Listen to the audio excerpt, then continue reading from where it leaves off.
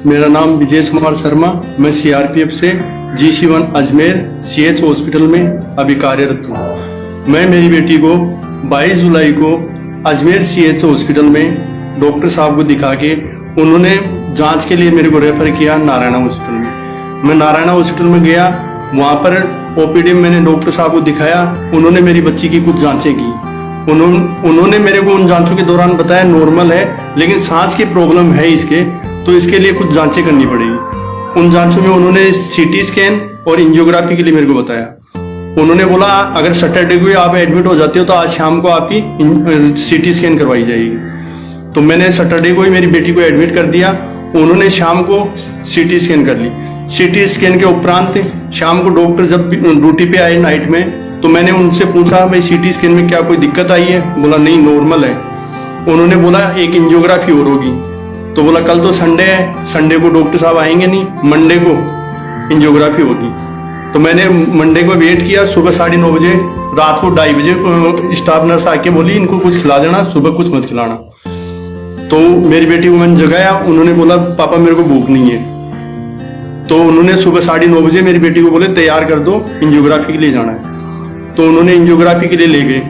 इससे पहले वार्ड में बच्चे एडमिट और भी थे। उन्होंने पूछा भी, मेरी बेटी को वार्ड में कोई ट्रीटमेंट नहीं किया गया, मेरी बेटी बिल्कुल नॉर्मल थी। उन्होंने एंजियोग्राफी के लिए जैसे अंदर लेके गए तो मैं साथ गया।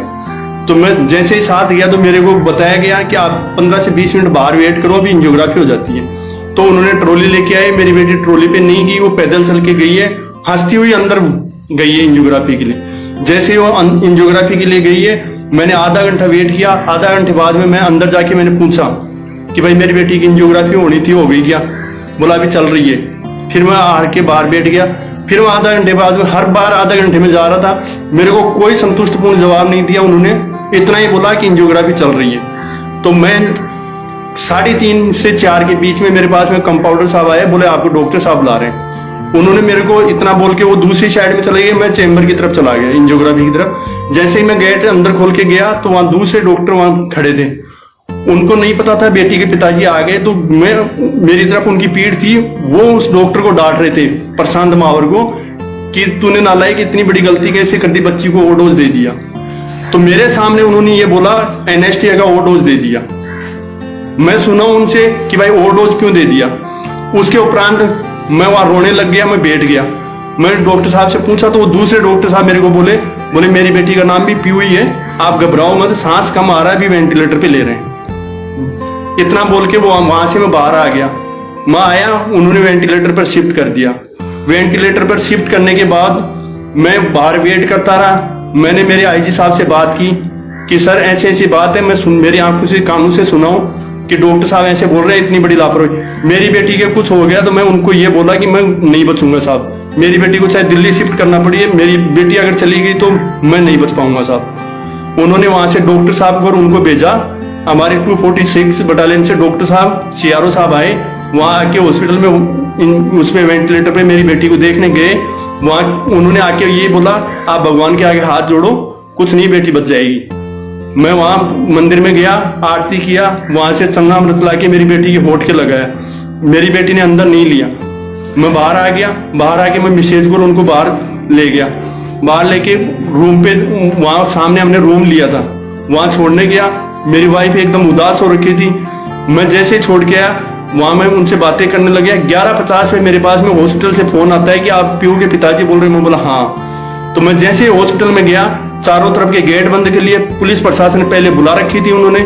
जैसे ही मैं गया, मेरे को अंदर जाते मेरे को बोले आपकी बेटी के 2 बार हार्ट अटैक आ गया और नहीं बच पाई, आप बिल पे साइन कर दो और डेड बॉडी ले लेना।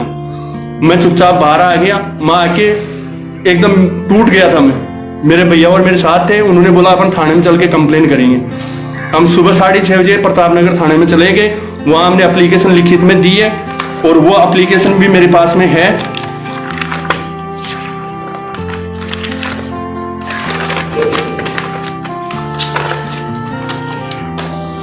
ये मैंने प्रतापनगर थाने में एप्लीकेशन लिखित में दी थी और इसमें मैंने मैं खुद लिखा था कि CCTV कैमरे की फुटेज तुरंत प्रभाव से वहां कलेक्ट करी जाए, लेकिन मेरी कोई सुनवाई नहीं किया।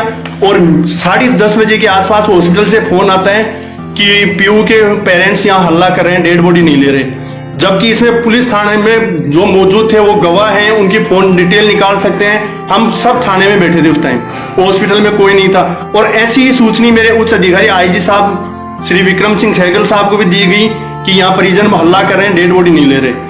तो इससे प्रतीत होता है कि हॉस्पिटल की क्या चालबाजी थी इसमें।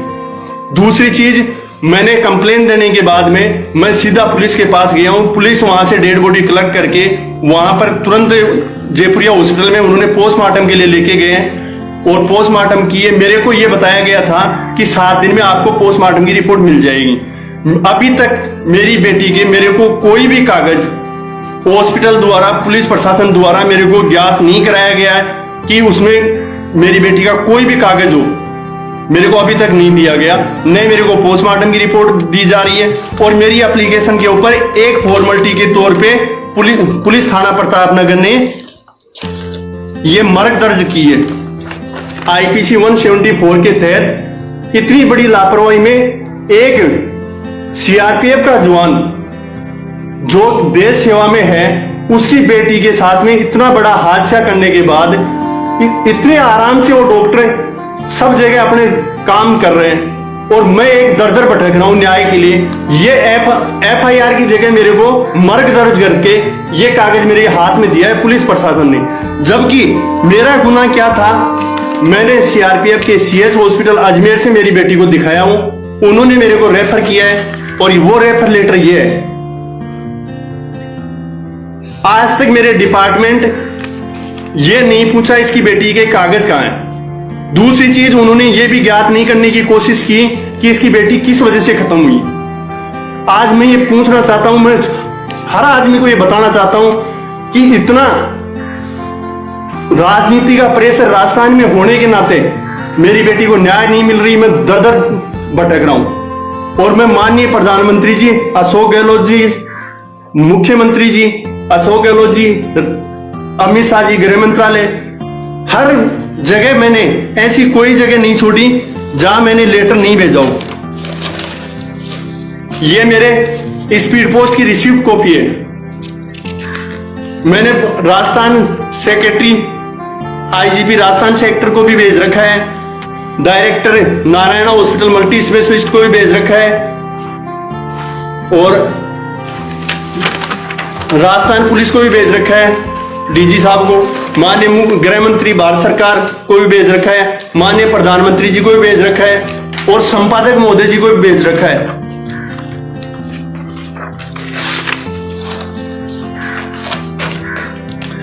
मेरी कॉपी की ये रिसीव्ड है। प्रधानमंत्री जी, गृह मंत्री जी, मुख्यमंत्री जी, चिकित्सा मंत्री जी, मैंने टोटल 18 पोस्ट स्पीड पोस्ट की है और उसका ये प्रूफ है। उसके बावजूद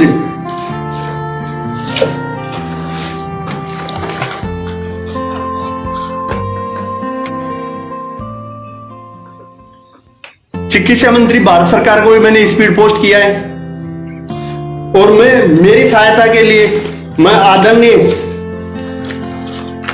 हनुमान बेनीवाल जी से भी मैं निवेदन करूंगा कि मैंने उनको भी ये लेटर भेजा है। मेरी समस्या को मद्देनजर रखते हुए उचित कार्रवाई करवाने की कृपा करें।